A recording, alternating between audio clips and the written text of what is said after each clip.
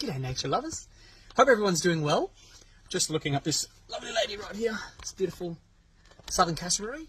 And why, might you ask? Well, I have an interesting experience and encounter to share with you. But first of all, I just wanted to preface that by saying, for those of us that are invested in nature and we're very passionate about nature, there's always a bit of doom and gloom. And I think we always feel like slowly but surely nature is just being chipped away, and there's pollution and deforestation and lack of biodiversity, and there's plastic in the oceans, and there's always something that really concerns us because we have a massive love for the outdoors and for nature and to preserve our beautiful planet and all the beautiful wildlife that we share it with. So in saying that, it is really nice to get the chance to talk about something very positive, so excited by this.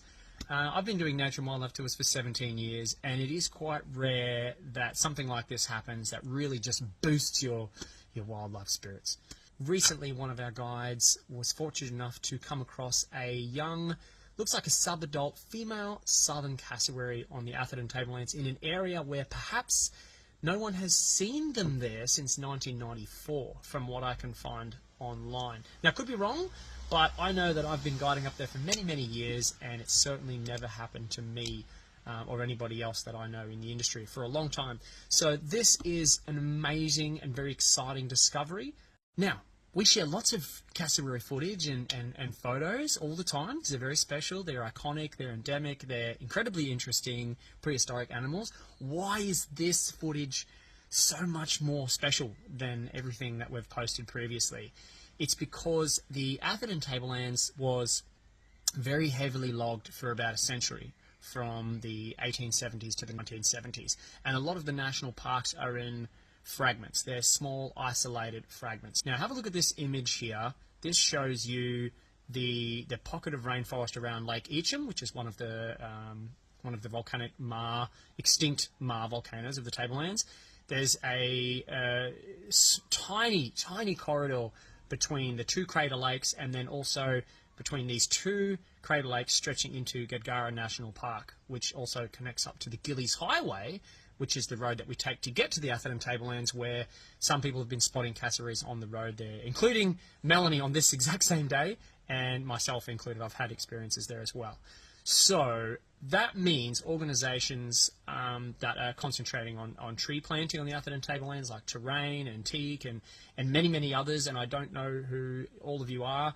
I just know that long before I came along, there were fantastic groups of people that are very passionate about reforestation that have been planting trees and corridors of trees to try and bridge these areas of natural rainforest together.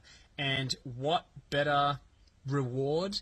There's just nothing more significant than a cassowary sighting in one of those areas to give you the greatest pat on the back that you've done something amazing. And if this individual does decide to stay around and mark its territory there, then we do need to be very careful that we're not enticing the cassowary in the wrong way. We definitely, despite our temptations, definitely don't want to be feeding these wild birds. Can make them very dangerous. And just being mindful of leaving food out when we go for a swim.